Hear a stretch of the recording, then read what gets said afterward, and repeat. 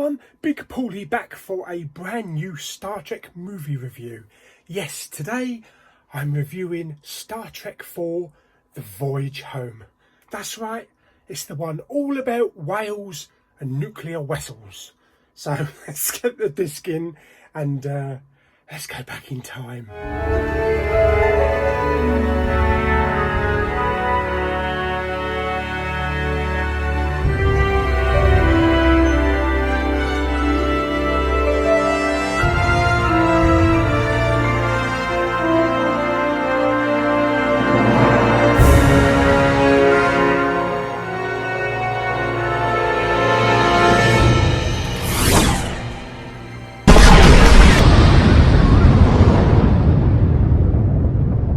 Okay, so Star Trek 4, The Voyage Home. After the destruction and revenge and heartbreak of the last two films, we needed some light-hearted Star Trek, and they did the right thing in making Star Trek 4 a comedy, a light-hearted comedy adventure piece that you'd be happy to watch on a Saturday afternoon. Basically, the crew are still on Vulcan after Mr. Spock received his Katra from Dr. McCoy, and they decide they've got to go home, face the music, because insubordination, you know, they stole the Enterprise, sabotaged the Excelsior, went against top brass orders. So they've got to go home and face the music. On the way home, they receive a coded message from Starfleet from the President of the United Federation of Planets, telling them to stay away from Earth, don't come anywhere near Earth, Earth is on lockdown.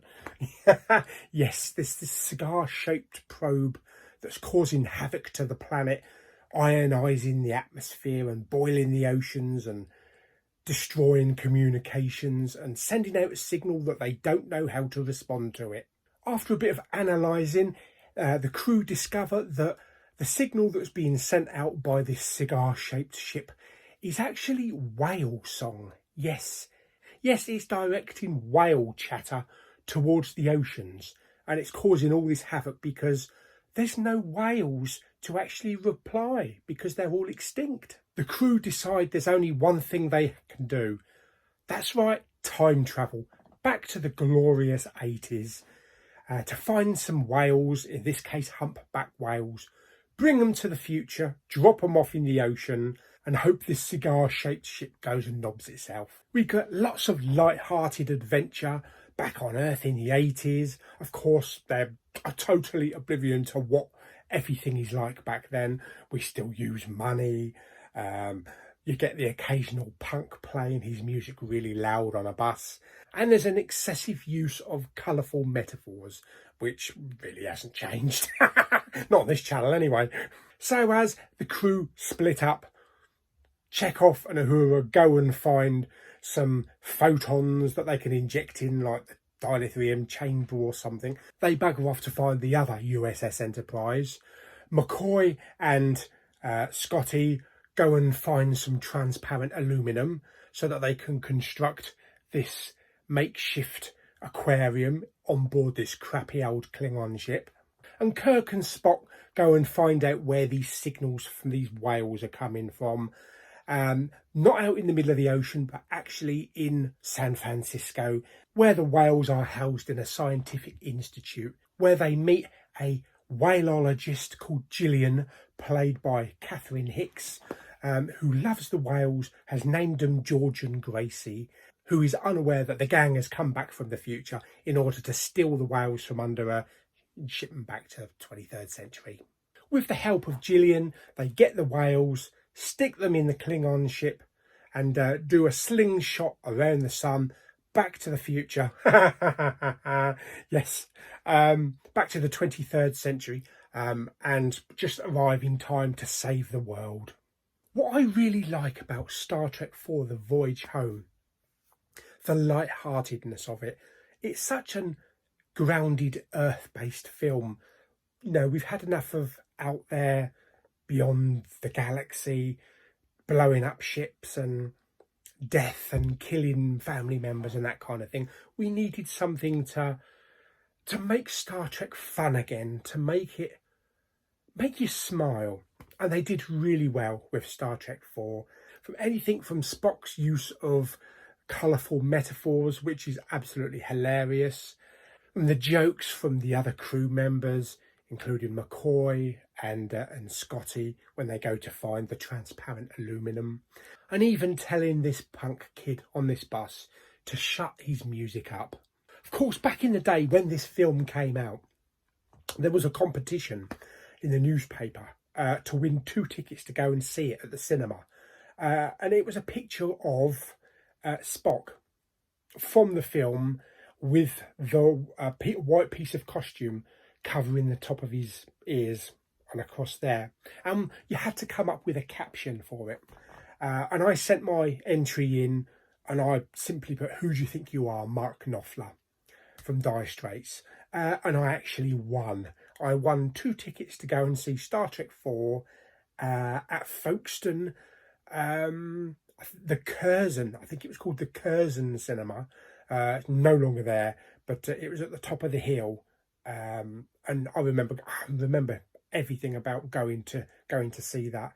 And it was such a fun day. Other great things about this film, the music. The music is totally different from the last 2 films. You needed a more upbeat, jolly score, and they really came through on this score. Special effects are good. The ships, the practicals.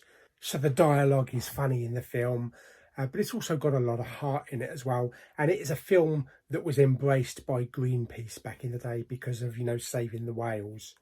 And who can't forget that classic scene at the end of the film when they were going to find out what their new ship is. And that was just a happy, joyous moment to see that ship. And as Kirk says, let's see what she's got. Of course, in the next film, we found out. It may seem a funny storyline, this alien ship coming to Earth, trying to make contact with whales. Not the other whales. But don't forget, whales are probably one of the most intelligent creatures on the planet. Not like Gemma Collins, as some people may believe, although the whales and Gemma Collins do have a physical resemblance. So how is the picture quality and the sound? Picture quality is fantastic. It's so clean, very minimal grain. This is probably one of the best looking Star Trek films so far, and I would love to see this in 4K. The sound is, again, in Dolby True HD 7.1. Lots of use of subwoofer for thundering and lightning when the probe attacks Earth. We get use of the surrounds when they're flying around the sun doing a slingshot. Ship goes from one side all the way around the back and comes out the other side. Lots of really good use of the front speakers as well. And at one point, it actually felt like there was actually something slightly above me. So a really good soundtrack. How would I rate the film on a scale of 1 to 10? I'm going to rate it at 8.5 humpback whales. Yes, really enjoyed this film. I've always liked Star Trek 4. It is an even number film, so it's good. But it just makes you happy and just gives a jolly feeling. So I hope you enjoyed this review of Star Trek 4 The Voyage Home. Our next review is Star Trek 5 The Final Frontier. And that's where things go a little bit wrong. But that's what happens when you put William Shatner in the director's chair. Yes. Anyway, I hope you enjoyed the video. Like it by giving it some thumbs up. Don't forget to subscribe, comment and share below.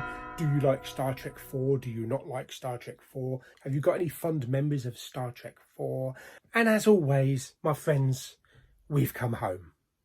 Bye.